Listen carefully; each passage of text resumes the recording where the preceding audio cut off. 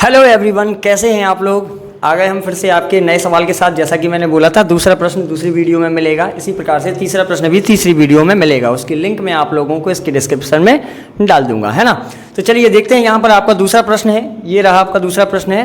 दूसरा प्रश्न कहता है, इसकी कंडीशन पढ़ते हैं पहले। क्या बोल रहा है कि एक अपने पास किसी त्रिभुज है, पी क्यू आर की भुजाओं पी क्यू और पी आर पर क्रमशः बिंदु ई और एफ स्थित हैं। निम्नलिखित में से प्रत्येक स्थिति के लिए बताइए कि क्या ई एफ समांतर है क्यू आर के।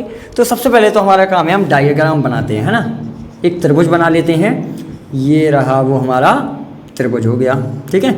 त्रिभुज कौन सा है? P Q R. तो पी क्यू आर, इसमें दो बिंदु हैं अपने, तो वो है ई और एफ। क्या है यहाँ पर? समांतर रेखा है, तो समांतर रेखा पर यहाँ पर दिखाया गया, तो ये हो गई ई और एफ हो गई, है ना।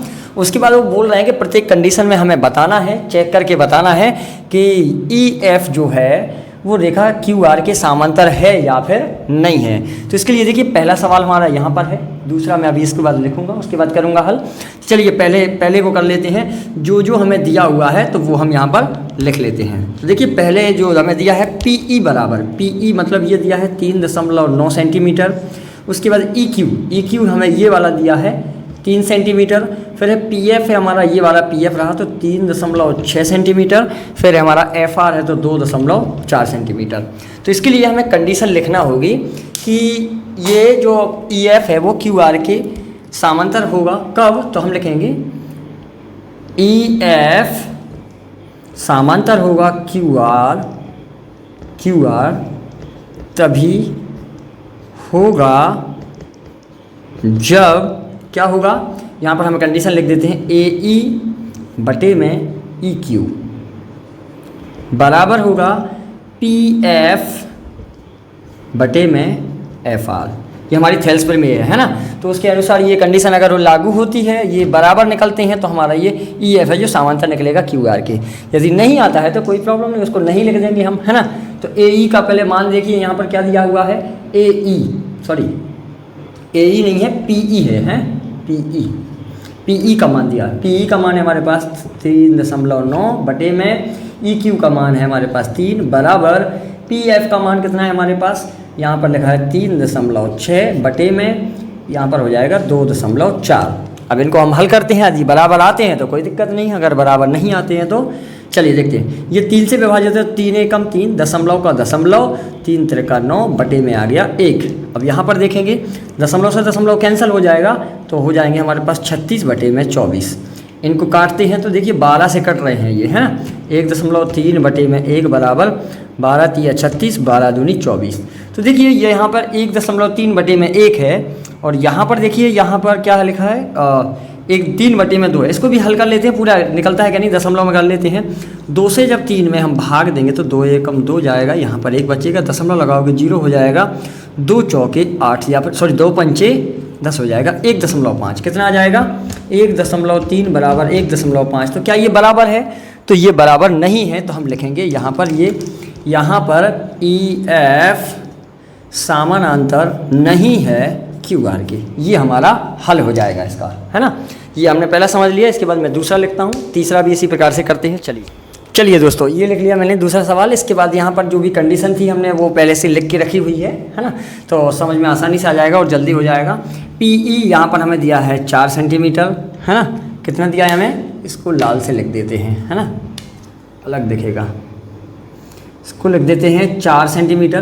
क्यू ई यहाँ पर ये दिया है हमें 4.5 सेंटीमीटर। पी एफ यहाँ पर ये दिया है हमें 8 सेंटीमीटर, और आर एफ दिया है हमें 9 सेंटीमीटर। और ई एफ समांतर क्यू आर तभी होगा जब ये वाली कंडीशन हमें दिखेगी, है ना। तो देखते हैं, चलिए देखते हैं। तो पी ई का मान यहाँ पर है 4 बटे में ये है 4.5 बराबर में पी एफ का मान है 8 बटे में यहाँ पर है 9। तो इसको हल करते हैं, देखते हैं। दशमलव हटा दो, ऊपर 10 से गुणा हो जाएगा, तो 40 बटे में 45 बराबर 8 बटे में 9, 8 बटे में 9। तो यहाँ पर देखिए 5 से काट दो, 5 अट्ठे 40, 5 नाम 45 बराबर 8 बटे में 9। ये कंडीशन लागू है। यहाँ पर ई एफ समांतर क्यू आर है, यहाँ पर ई एफ जो है समांतर क्यू आर है। चलिए तीसरा प्रश्न कर लेते हैं। चलिए दोस्तों, ये रहा आपका तीसरा सवाल, इसको भी हल करते हैं। तो देखिए यहाँ पर हमें क्या क्या दिया हुआ है। पहले हमें पी क्यू दिया हुआ है 1.28, तो पी क्यू यहाँ से यहाँ तक है ये पूरा, ये दिया है 1.28। उसके बाद हमारे पास पी आर है, पी आर ये दिया हुआ है 2.56। उसके बाद पी ई है, पी ई मतलब ये रेड कलर में मैंने इसको दिखाया है, तो 0.18। फिर दिया है हमें एफ आर यानी कि सॉरी पी एफ होगा, है ना, ये पी ई इतना दिया हुआ है, ये है, तो ये एफ पी एफ होगा, है ना, ये पी एफ बराबर हमें दिया है 0.36, है ना। तो ये हमने इस प्रकार से इसको लिख लिया है। अब इसके बाद आगे करते हैं इसको हल। चलिए देखते हैं तो किस प्रकार से हम इसको हल करते हैं। हमें ये तो दिया हुआ है, इस बार ये नहीं दिया, तो हम क्या करेंगे, पूरे में से इसको घटा देंगे तो ये निकल आएगा, है ना। तो हमें चाहिए है क्यू ई बराबर पूरा लिखेंगे पी क्यू माइनस के पी ई। तो क्यू ई हमें ज्ञात करना है, पी क्यू का हमारे पास मान है 1.28 माइनस के पी ई का मान है हमारे पास 0.18। अब हम इसको घटाते हैं, चलिए देखते हैं। यहाँ पर तो हो जाएगा 0, यहाँ पर बचेगा 1 दशमलव का दशमलव, यहाँ पर 1 हो जाएगा, तो 1.10 आ गया, ये क्यू ई हो गया ज्ञात, है ना। इसके बाद अगला जो हमें ज्ञात करना है वो है हमारा एफ आर, है ना। तो एफ आर ज्ञात करने के लिए एफ आर बराबर पूरा लिखेंगे पी आर माइनस के को घटा देते हैं पी एफ, है ना, पी एफ को हम घटा देते हैं तो एफ आर हमारा ज्ञात हो जाएगा। तो पी आर का मान दिया 2.56 ये दिया है। इसके बाद माइनस पी एफ का हमारे पास है 0.36, इसको भी घटाते हैं। एफ आर बराबर यहाँ तो हो जाएगा 0.2, ये हमारा एफ आर ज्ञात हो गया। अब जो हमारे पास जो कंडीशन होती है इसमें हम इसको रख सकते हैं, है ना। चलिए इसको करते हैं और आगे ये इस प्रकार से हो जाएगा, है ना। तो पी ई का मान हमारे पास क्या है 0.18 बटे में हो जाएगा। यहाँ पर ये वाला मान हमने कितना निकाला है 1.10। इसके बाद अगला है, ये हमें पहले से दिया है 0.36 और ये वाला हमने निकाला है तो 2.20, है ना।